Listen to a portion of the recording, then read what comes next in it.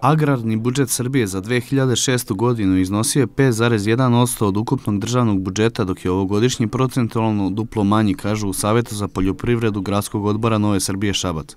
Uprkos tome, kažu oni, vlast se trudi da pokaže da je budžet za poljoprivredu razvojni i podsticajni. U Srbiji poljoprivredni proizvođači subvencionisani su sa nekih 130 € po hektaru, za razliku od poljoprivrednih proizvođača u Hrvatskoj, koji su subvencionisani od strane države za 480 € po hektaru, a pri čemu oni planiraju da ove godine te subvencije povećaju za 50%. Drastičan primer za pad opšte proizvodnje u poljoprivredi je proizvodnja mleka i mesa. Ako pogledamo da je u poslednje 2 godine 105.000 mlečnih grla isključeno iz proizvodnje, to samo po sebi je dovelo do toga da mi nemamo dovoljno mleka. Iz ove stranke postavljaju pitanje kako da srpski seljak bude konkurentan na tržištu. Takođe, osnovne životne namirnice su poskupele u zadnje vreme. Mi smo prošle godine proizveli nekih 2.615.000 tona pšenice. Od toga za naše potrebe nam treba negdje 1.600.000, dok preostalih pola miliona je namenjeno za izvoz. Međutim, u februaru mesecu došlo je do naglog